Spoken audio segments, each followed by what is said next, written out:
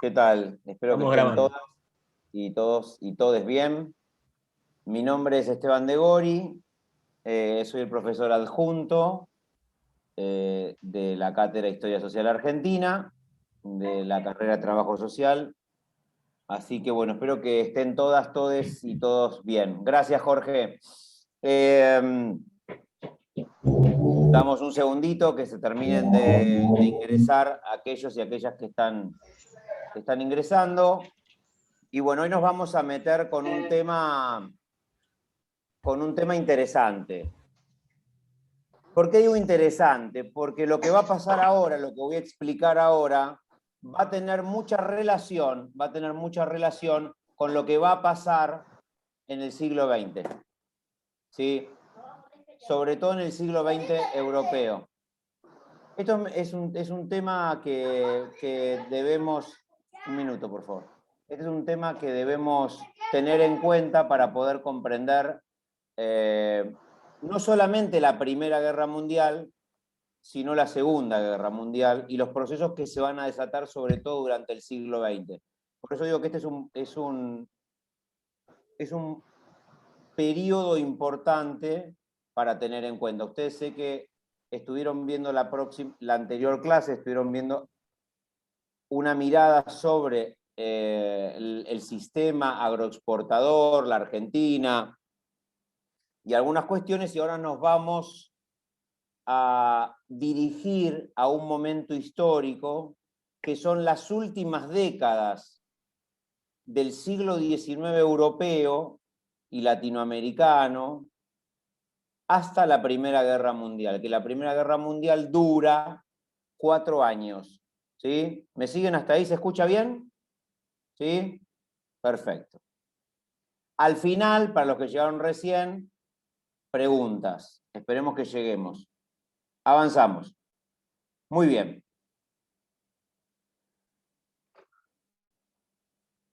Un dato muy importante. Entre 1880 y 1914, a partir de lo que ustedes vieron en la clase anterior, la brecha entre países industrializados y países productores de materia prima, la brecha aumenta muchísimo.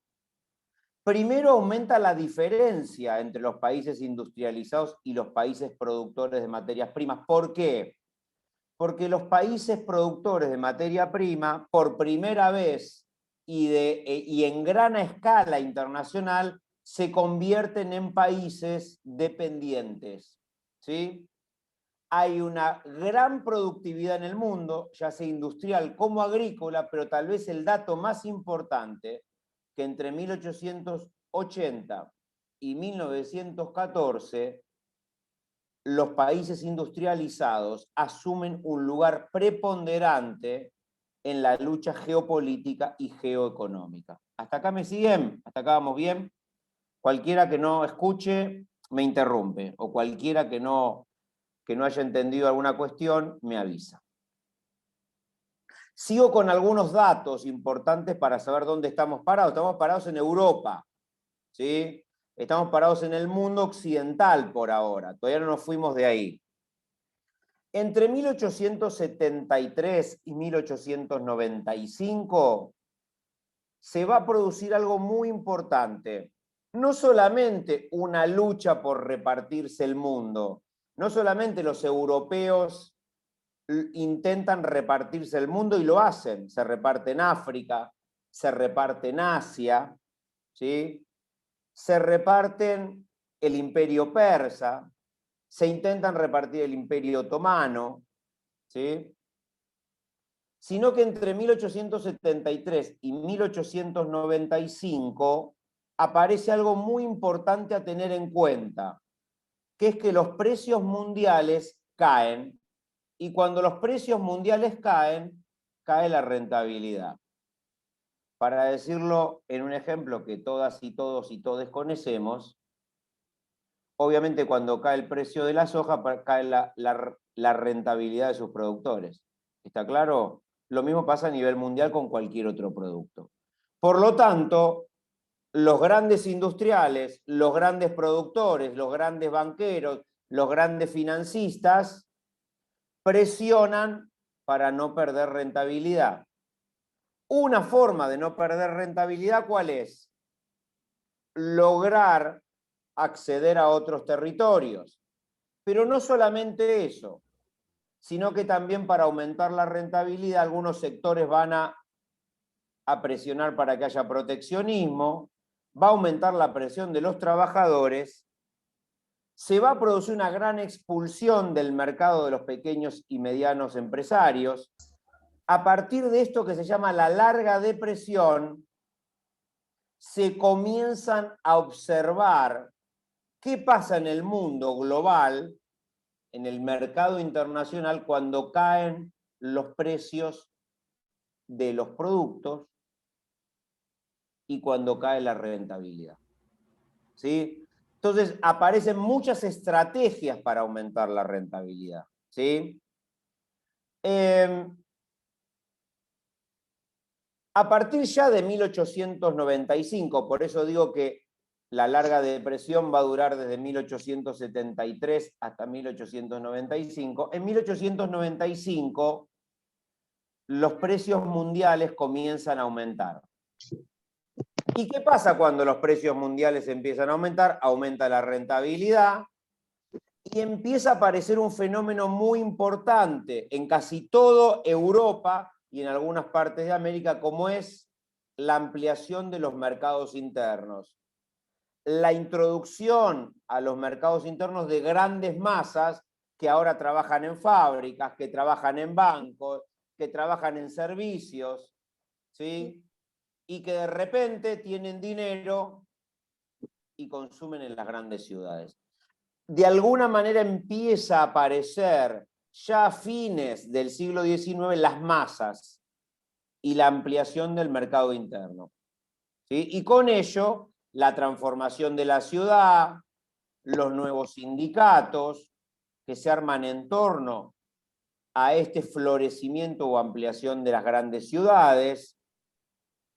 Y hasta 1914 aparece un periodo muy importante de progreso económico que muchos historiadores van a denominar como la Belle Époque o la época bella, que no es otra cosa que una época de gran florecimiento capitalista, de gran rentabilidad del capital, de una gran integración de las economías nacionales al mercado internacional, donde se produce gran circulación de capitales y gran circulación de personas. Fíjense, para pensar la Argentina también, ¿cierto? Son los años donde hay inversión, ¿dónde en la Argentina? Inversión en los ferrocarriles, por ejemplo, ¿sí? Y también hay mucha migración.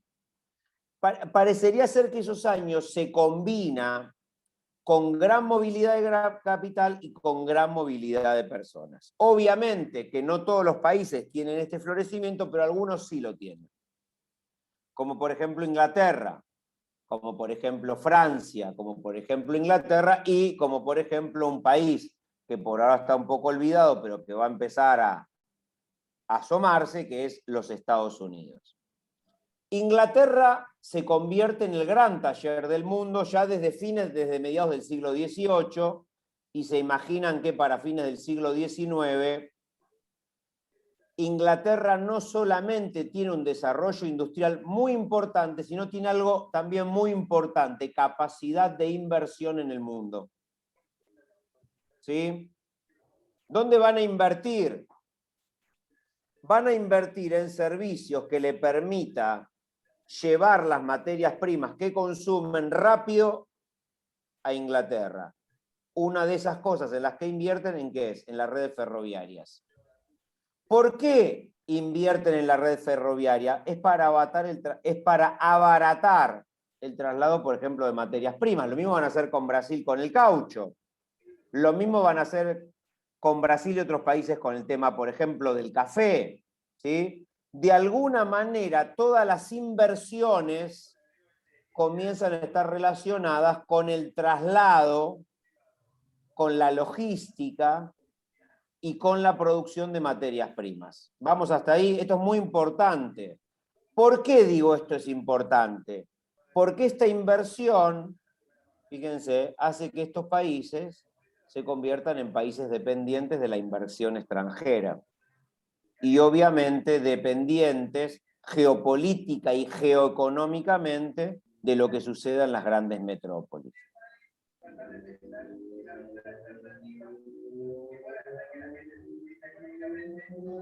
Todas las transacciones comerciales, disculpen chicos, pero hay alguien que estoy escuchando una radio, así que no sé si pueden mutearse, sería lo mejor. Todas las transacciones comerciales mundiales, ¿en qué moneda se hacen? Dato importante, se hacen en el patrón oro, ¿sí?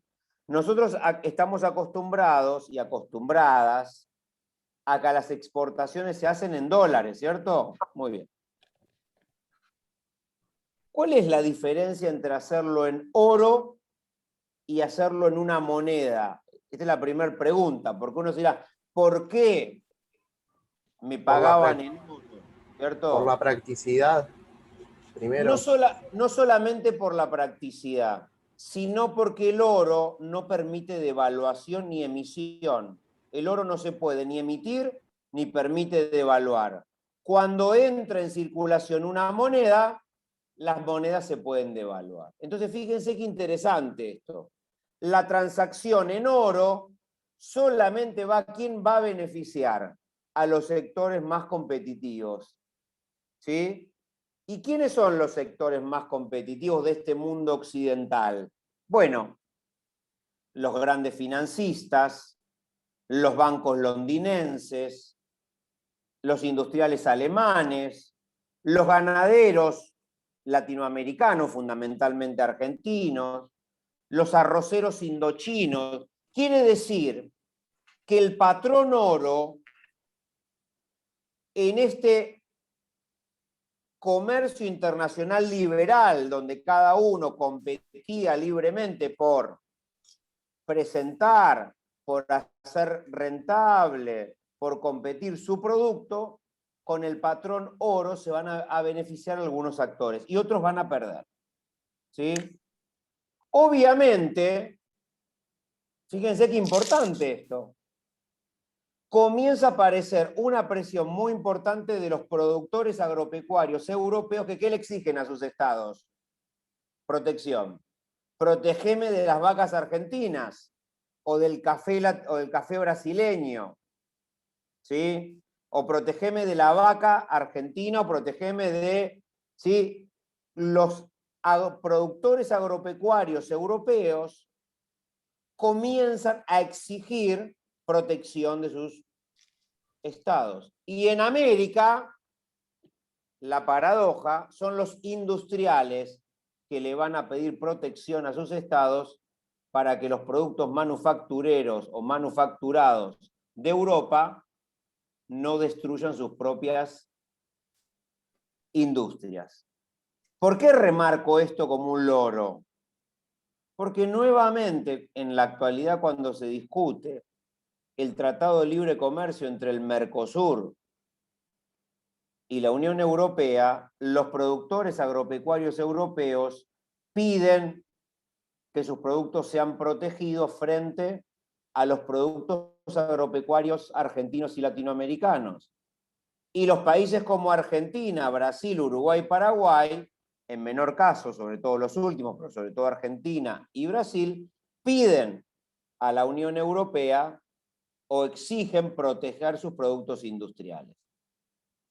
Esta tensión va a ser muy importante hasta hoy, ¿sí? Fíjense lo que fue creando el sistema económico internacional a fines del siglo XIX y principios del XX. Fue cristalizando una lógica económica que mucho de esa lógica se mantiene hasta hoy. ¿Queda claro? Por eso esto es muy importante tenerlo en cuenta. El movimiento obrero europeo, acá me voy a meter en Europa, a partir de fines del siglo XIX aparecen los movimientos obreros, aparecen los sindicatos obreros, que van además a desarrollar sus formaciones partidarias, como el Partido Socialista. Todavía no llegamos a 1917, por lo tanto no hay partidos comunistas. bolcheviques, sino hay partidos socialistas en su mayoría. ¿Sí? En su mayoría. El movimiento obrero entra en un dilema en este momento histórico, porque dice, ¿nosotros qué queremos? ¿Queremos comida barata? Sí. Queremos comida barata. Ahora, la comida barata, ¿sí?, suponía en muchos casos una economía abierta. Por lo tanto, el movimiento obrero se encontraba en este dilema. Queremos comida barata, pero sabemos que la apertura ilimitada de las fronteras puede destruir las fábricas donde nosotros trabajamos, por lo tanto, pueden reducir nuestros salarios o pueden desemplearnos o echarnos. ¿Queda claro esto? Por lo tanto, es un momento muy complejo de Europa, el mundo occidental y sobre todo de América Latina, porque sus movimientos obreros, obviamente con más fortaleza en Europa, tienen que decidir qué quieren. Por eso en la Argentina, el Partido Socialista, que tiene una organización obrera bastante importante en la República Argentina, también tiene este dilema. ¿Vamos en contra de la libre competencia? ¿Vamos en contra del libre comercio o no? Y acá comienzan a estar en un problema porque los obreros se dan cuenta que el libre comercio en principio les garantiza comida barata, ¿sí? Pero también saben que el libre comercio pueden destruir las empresas donde trabajan. Así que fíjense que ahí también comienza a haber una pequeña tensión. Esta tensión va a ser tan importante que en Europa, o mejor dicho, en Alemania, a finales de la década de 1880, su movimiento obrero, que es uno de los movimientos obreros más potentes de Europa, va a exigir y va a lograr, a través del canciller Bismarck, leyes que van a atender la vejez, el desempleo y la enfermedad. Ojo con esto, ¿sí? Fíjense que la empiezan a aparecer ya a fines del siglo XIX, comienzan a aparecer pequeñas regulaciones que intentan resolver este problema que abre el libre comercio. Fíjense todos los líos que abre el libre comercio, todas las ventajas y todos los problemas sociales que va a abrir el libre comercio. Si yo nuevamente me meto en Europa, Europa está dividida en dos grandes espacios políticos. Primero, la Europa occidental, que más o menos ustedes conocen, que además son los grandes países industriales. Anotémoslos: Inglaterra, Alemania, Francia, Bélgica, los Países Bajos, la Escandinavia, Italia como un país intermedio de esos grandes países industriales, y después al final España y Portugal. Eso es lo que nosotros vamos a conocer como el grupo, ¿sí?, de la Europa occidental. Y después lo que llamamos la Europa del Este o el Este europeo, que en ese momento, a fines del siglo XIX, está dividido en tres grandes zonas. ¿Por qué repito estas zonas? Porque van a tener un lugar muy importante durante todo el siglo XX. Esas tres zonas, primero, la primera zona del este europeo. La primera zona, los dos grandes imperios, el imperio austrohúngaro de los Habsburgos y el imperio ruso de los Romanov, ¿sí?, de los zares, ¿sí?, fines del siglo XIX. Dos grandes imperios es la primera zona del este europeo, ¿sí? La segunda zona del este europeo es el ex reino de Polonia, donde ahí hay por lo menos tres países que comparten espacios: Rusia, Prusia y Austria. Y la tercera zona del este europeo es la zona de los Balcanes, ¿sí? Serbia, Bosnia, Herzegovina, ¿sí? Bien. Por lo tanto, Europa tiene esos dos grandes bloques, que obviamente esos dos grandes bloques fueron afectados de distinta manera por este desarrollo capitalista que se empieza a producir con mucha velocidad entre 1880 y 1914. Obviamente que los más beneficiados de este desarrollo capitalista vertiginoso son los grandes países industriales, la Europa occidental, de la cual les dije anteriormente. ¿Por qué digo esto? Porque al final de la guerra, de la Primera Guerra Mundial, los dos grandes imperios europeos van a desaparecer, ¿sí? Que son el Imperio Austrohúngaro y el Imperio Ruso, ¿sí? En realidad, después de 1918 van a desaparecer 4 imperios. De esos 4 grandes imperios, 2 están en Europa, ¿sí? Por lo tanto, vuelvo a lo anterior, la Europa más beneficiada por este progreso capitalista son los grandes países industriales, dentro de los cuales se consolida un movimiento obrero importante, pero también sectores medios. Hay profundos cambios en el mundo agrícola, ¿sí? Se amplía el mercado interno, crece el mercado interno, y también hay algo muy importante. La burguesía ya no es un sector de empresarios solamente que se dedican a la producción, sino que cada vez culturalmente comienzan a acercarse a los gustos, a las estéticas, a las formas de distinción de la aristocracia europea. Esto es muy importante. El capitalismo comienza de alguna manera a modificar países que tenían un alto contenido agrícola, y en ese periodo entre 1880 y 1914, por lo menos, los países de la Europa occidental se van a transformar radicalmente.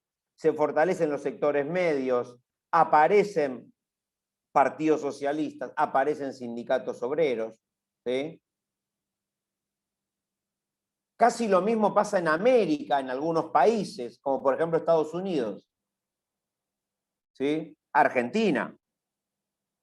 Obviamente, la industrialización no es su fuerte, pero sí lo que es su fuerte, el gran progreso económico. Se fortalecen los sectores medios, aparecen sectores obreros, ¿sí? Aparece que algún que otro partido socialista con un menor poder político de los que aparecen en Europa.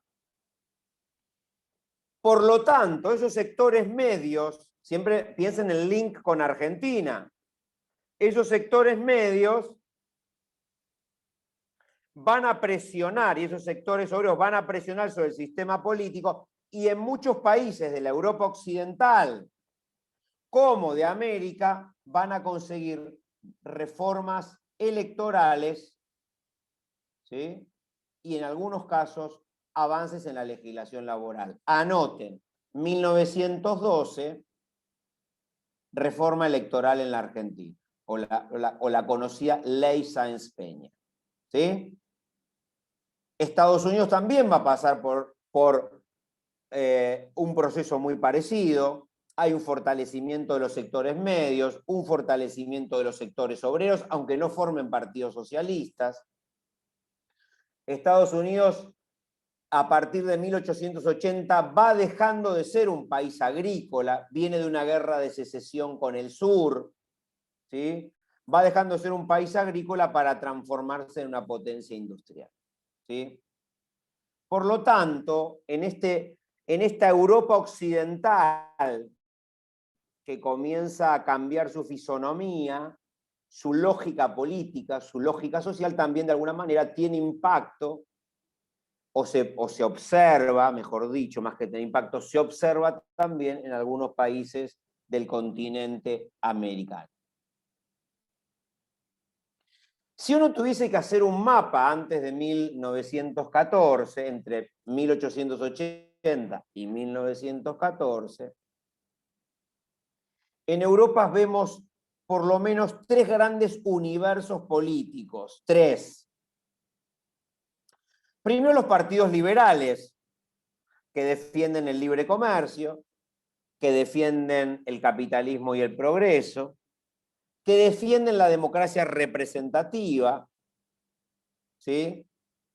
Esto lo digo en términos esquemáticos, pero para que ustedes tengan una idea. Estamos hablando de Europa. El universo liberal, como dije recién, defiende el capitalismo, el progreso, el sistema representativo. El universo del socialismo, ¿sí? Un socialismo anticapitalista, pero que paradójicamente adhiere a la idea de progreso, ¿sí?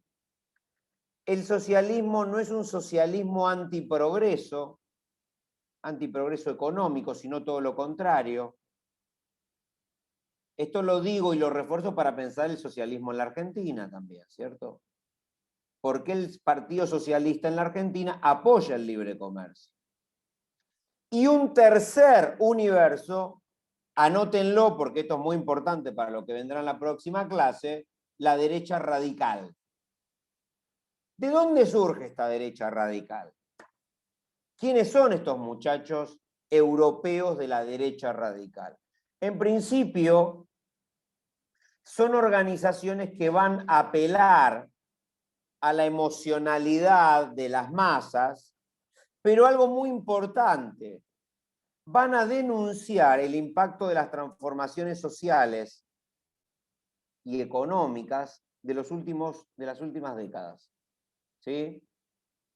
Son aquellos que se van a oponer a la idea de progreso económico indefinido, que inclusive van a volver sobre instituciones tradicionales, que van a reivindicar a la Iglesia Católica, ¿sí? Y que se van a oponer a algo muy importante. ¿A qué se van a oponer este universo de derecha radical? Se van a oponer al liberalismo y se van a oponer a la democracia por su crítica a las jerarquías. Ahora, esta derecha radical, de la cual yo insisto, no son solamente sectores altos, sino que hay alguna parte de los sectores medios y obreros. Esto lo digo para poder pensar después cómo van a ser el nazismo, de dónde viene el nazismo. Esta derecha radical se va a afirmar en dos cuestiones muy importantes. Anoten. Se va a afirmar en la superioridad racial, sobre todo en Alemania, pero fundamentalmente en el nacionalismo y en el antisemitismo. Esta derecha radical de principios del siglo XX, fines del siglo XIX, principios del siglo XX, vuelve a afirmar su identidad en el nacionalismo, pero también en el antisemitismo. También a este grupo de partidos fundamentalmente en Francia, en el Imperio Austrohúngaro y en Alemania, también aparece Italia, donde esta derecha radical va a exigir, va a decir así claramente, Italia debe ocupar otros países para dejar de ser una nación proletaria. Fíjense, de alguna manera esta derecha radical no solamente se opone al liberalismo, no solamente se opone a la democracia, sino que se opone fundamentalmente al socialismo. Fíjense qué importante esto. En los dos países donde hay un desarrollo muy fuerte de la derecha radical, como Alemania e Italia, y en menor medida en Francia, van a tener sus experiencias nacional nazis y fascistas. Y Francia, no hay que olvidarse, que va a tener una derecha radical que va a apoyar la invasión nazi en Alemania en la Segunda Guerra Mundial. Me estoy deteniendo en esto para entender lo que va a pasar ya en la Segunda Guerra Mundial, porque la historia hay que también analizarla en formas de largos procesos. Ahora bien, hay otro actor que también es antiliberal. Y ese actor, que no es menor, entre fines del siglo XIX y 1914, ¿quién es? Es la Iglesia Católica. En el siglo XX van a hacer algo muy importante que tiene dos enemigos, que son los mismos enemigos de la derecha radical, el liberalismo y el socialismo. Por eso van a hacer un movimiento católico que es el catolicismo social. Es el catolicismo que intenta atraer a los obreros y obreras que no se vayan con el socialismo, sino que vengan para el catolicismo, pero ese catolicismo ahora ofrece un conjunto de reivindicaciones sociales y presiona sobre los estados liberales. También entre 1880 y 1914, como dije antes, hay dos grandes potencias que empiezan a surgir. Una, ya dijimos, es Estados Unidos, y la otra es Japón. Por eso Japón, la pregunta es cómo es que entra la Segunda Guerra Mundial con toda esa potencia, ataca Pearl Harbor, ¿sí? Y nosotros vemos todas esas películas sobre la Segunda Guerra Mundial y decimos, ¿dónde salieron estos tipos? Estos tipos, o mejor dicho, este país, comienza un proceso de industrialización y de modernización capitalista ya antes de 1914. Y empieza a ganar, sobre todo Japón, una hegemonía muy importante en el Pacífico. Por eso Estados Unidos después se va a enfrentar, comienza la Segunda Guerra Mundial en el Pacífico. ¿Sí? Pero si estamos yendo mucho a la Segunda Guerra Mundial, volvamos. Dijimos, dos países comienzan a surgir, dos potencias. Para que ustedes tengan un dato muy importante, para 1914, la producción industrial de los Estados Unidos es la sumatoria de la producción industrial de Inglaterra, Alemania y Francia juntas. Si agarramos la producción industrial de Inglaterra, más la producción de Alemania, más la producción de Francia y la sumamos, da la producción industrial de Estados Unidos. Para que ustedes tengan en cuenta cuando digo que se asoma una nueva potencia industrial. ¿Qué imponen los Estados Unidos? Algo muy interesante en términos del desarrollo laboral, el taylorismo, o lo que nosotros conocemos como el trabajo en serie, en la cadena de montaje, ¿sí? Tal vez el gran constructor, el gran desarrollador del taylorismo es todo el desarrollo, ¿sí?, de la empresa Ford y demás en los Estados Unidos. Y además Estados Unidos presenta algo interesante para el mundo. No se conforman partidos socialistas como se conforman en Europa. ¿Y por qué no se conforman partidos socialistas como en Europa? Porque efectivamente la forma en que se desarrolla el movimiento obrero norteamericano, ya sea porque muchos provienen de distintos países, porque muchos tienen distintos guetos, se van a terminar vinculando, van a terminar construyendo instituciones sindicales corporativas que van a negociar o acordar con los dos grandes partidos surgidos, sobre todo estabilizados después de la Guerra de Secesión, el Partido Demócrata y el Partido Republicano, aunque hay un partido en los Estados Unidos que se llama el Partido Populista que va a desaparecer. ¿Sí? Bien. Pero también, ¿qué pasa entre 1880 y 1914 que nos trae a esta clase? Y lo que pasa es una competencia feroz de los grandes países industriales por ocupar, por repartirse Asia y África. ¿Por qué? Porque efectivamente estos países en crecimiento industrial necesitan de esas materias primas para poder desarrollar sus industrias. Y no solamente eso, sino para darles de comer a esas masas de personas que se integran en el mercado interno. Y además, para resolver el conflicto interno que se daba en cada uno de esos países. Por lo tanto, Europa, los países industriales, sobre todo de Europa, la Europa occidental, decide repartirse Asia y África. Pero no solamente Asia y África, sino también que va, sobre todo, contra otros grandes territorios, el Imperio Persa, el Imperio Otomano y el Imperio Chino. ¿Sí? Fíjense que de alguna manera Europa Occidental y Japón, por eso agrego y Japón, inician una carrera, una competencia por la ocupación de territorios. ¿Me siguen hasta acá? Y Estados Unidos, bueno, Estados Unidos es la potencia que casi no tiene ocupación colonial, que casi no desarrolla ocupación colonial, ¿sí? No se lanza a formar colonias como Europa, sino que va a ocupar las Filipinas, y esto en una disputa fuerte con Japón para que no controle todo Asia, y también va a ocupar Hawái y va a fundar la base naval de Pearl Harbor. Lo repito esto porque en Pearl Harbor se va a dar inicio a la Segunda Guerra Mundial por parte de los Estados Unidos.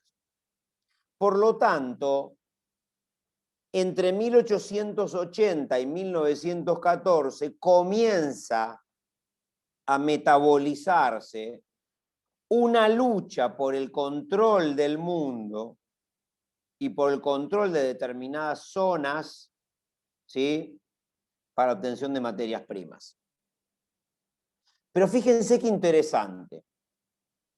En este largo periodo, de 1880 a 1914, la lógica capitalista y la competencia geopolítica construye una gran economía de países dependientes. Países dependientes coloniales y países dependientes autónomos o soberanos. ¿Qué quiero decir? Argentina es un país soberano, pero es parte de este gran universo de países dependientes. Brasil lo mismo. Por lo tanto, entre 1880 y 1914 se construye esta gran economía, este gran universo de países dependientes. La pregunta es, ¿la Primera Guerra Mundial se dio porque estos muchachones de la Europa Occidental, estos países de la Europa Occidental, luchaban por obtener espacios en Asia, África y en los otros imperios? No, no solamente por eso, sino que también se produce una disputa al interior de la propia Europa. Ojo, la Primera Guerra Mundial no solamente nace de las tensiones geopolíticas que se producen en la ocupación imperialista, sino en las tensiones internas que se producen, y lo voy a redundar, al interior de Europa. Porque si no, uno no se explicaría por qué la Primera Guerra Mundial aparece con el asesinato de un archiduque, ¿sí?, austrohúngaro. ¿Y por qué aparece la Primera Guerra Mundial ahí? Por algo muy importante. En 1908, el Imperio Austrohúngaro anexa dos provincias serbias, Bosnia y Herzegovina. ¿Sí? Yo supongo que les deben resonar estos países, no solamente porque Bosnia tiene equipo de fútbol y equipo de otros, sino porque efectivamente en 1994 van a ser parte de una guerra fratricida. Por lo tanto, en 1808, el Imperio Austrohúngaro anexa esas dos provincias serbias y los nacionalistas serbios matan a un archiduque del Imperio Austrohúngaro.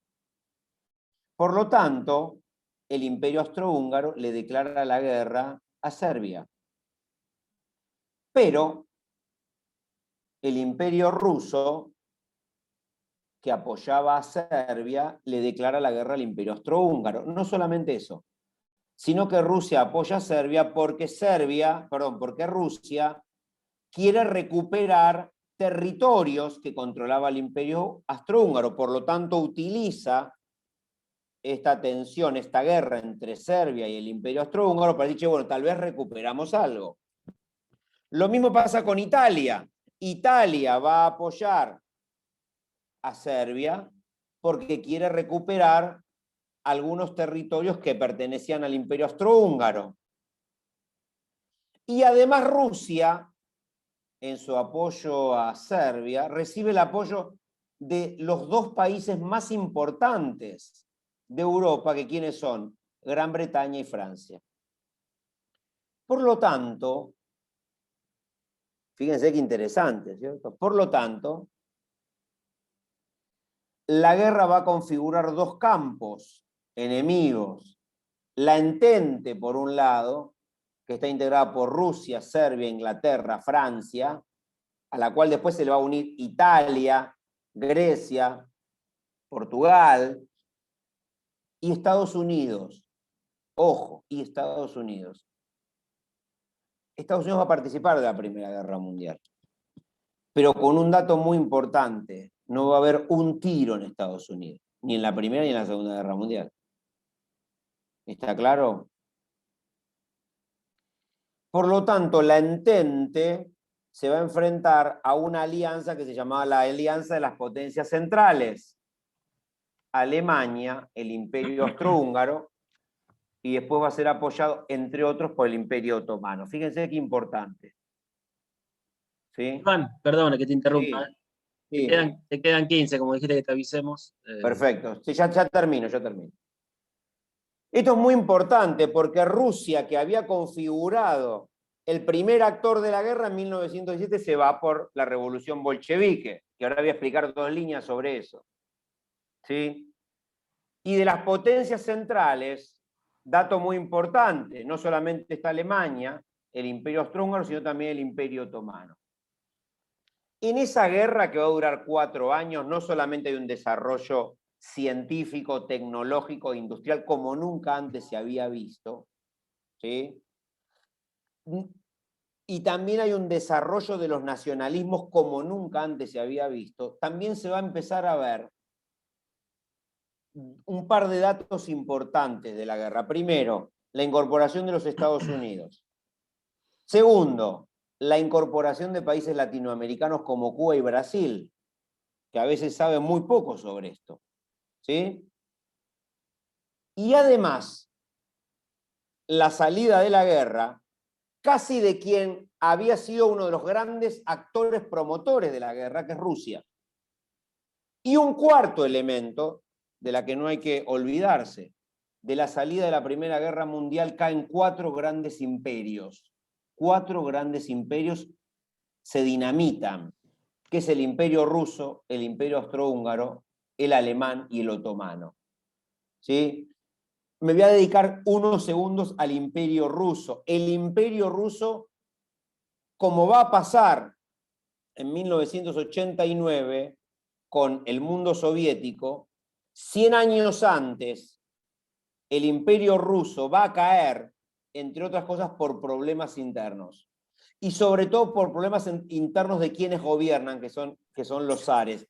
Los zares provocan, entre otras cosas, la rebelión que va a terminar en la revolución bolchevique por su participación en la Primera Guerra Mundial y por lo que la Guerra Mundial genera, ¿sí? Que es desabastecimiento, pobreza y además levas en masa, ¿sí? Y obviamente matanzas descomunales, porque Rusia no era una potencia industrial como sí lo era Alemania o como sí lo era Inglaterra y Francia. ¿Sí? Por lo tanto, el Imperio Ruso va a caerse por una decisión casi estratégica de los propios zares y va a abrir un proceso de revolución social donde ahí se va a empezar a crear el polo soviético, que no es menor, porque de alguna manera uno podría decir, de la Primera Guerra Mundial va a surgir este universo soviético, la revolución bolchevique, que va a tener su vigencia hasta 1989, o sea, todo lo que queda casi del siglo XX. Tercer dato importante: Estados Unidos se posiciona como la gran potencia. En Estados Unidos no se tira un tiro. No solamente eso, sino que Estados Unidos interviene en la Primera Guerra Mundial y va a retener su control sobre el Pacífico, sobre todo Hawái, Pearl Harbor y Filipinas. Esto es muy importante porque va a ser de alguna manera algún equilibrio con el propio Japón. La otra cuestión es la que decía antes, se van a firmar dos grandes bloques económicos, el capitalismo y el mundo bolchevique, ¿sí? Y van a caer las grandes monarquías. Algunas monarquías de Europa se van a mantener, pero algunas van a caer y otras van a entrar en crisis, como la española. Pero ya comienzan a establecerse, ojo, dos grandes universos o dos grandes bloques o dos grandes proyectos políticos y económicos, que es el capitalismo y el mundo soviético. Ahora, dentro del capitalismo, sobre todo en la Europa occidental, vamos a tener algo muy importante. Por un lado, la afirmación de sistemas representativos con grandes problemas con los movimientos socialistas, con los sectores obreros, y también a partir de 1917 y a partir de 1917 con el mundo... Un minuto. A partir de 1917 con la revolución bolchevique... Espera un minutito, por favor. Un minuto, ¿eh? Un segundo.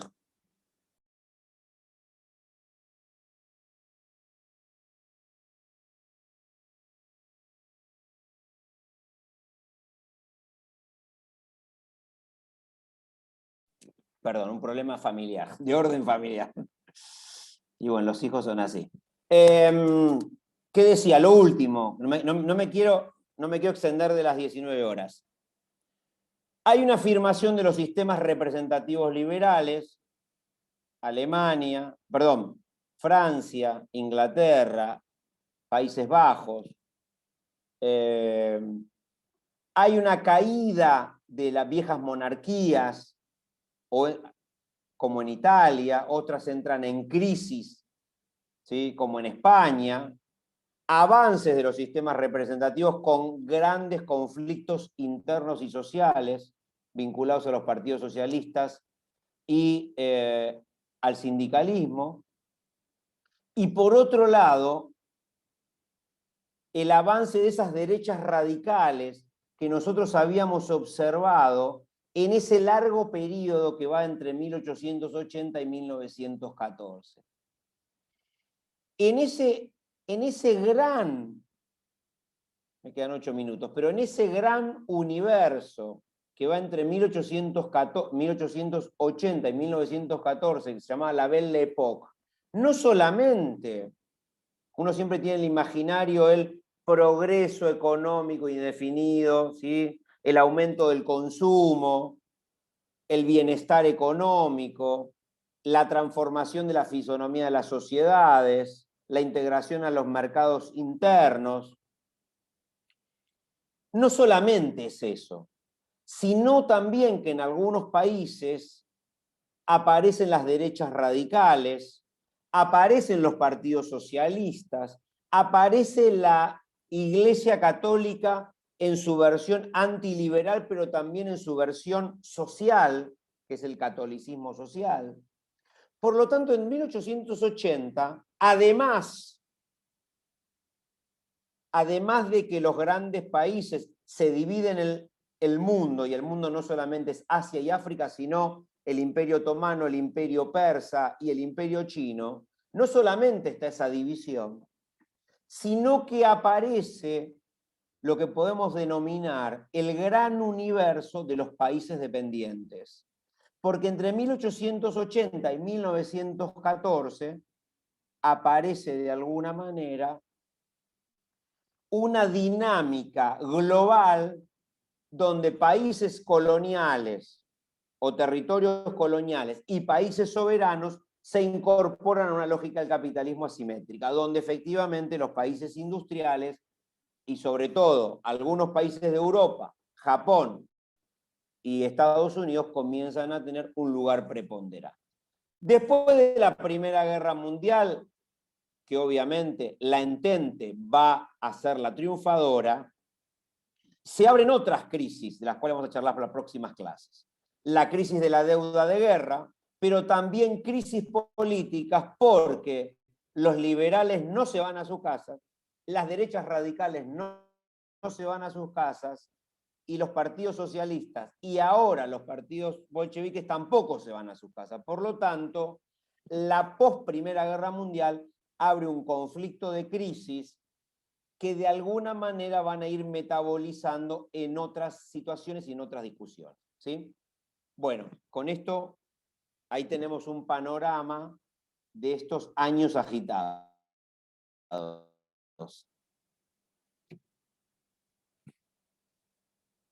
No sé si hay alguna pregunta rápida, así nos extendemos tanto de la hora del profesor.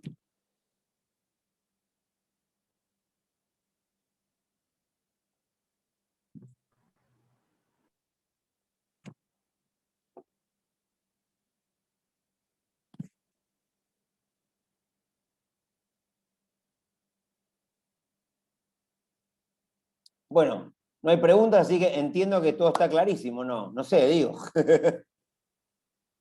Quedaron pasmados, abrumados. Fue una hora intensa, pero bueno.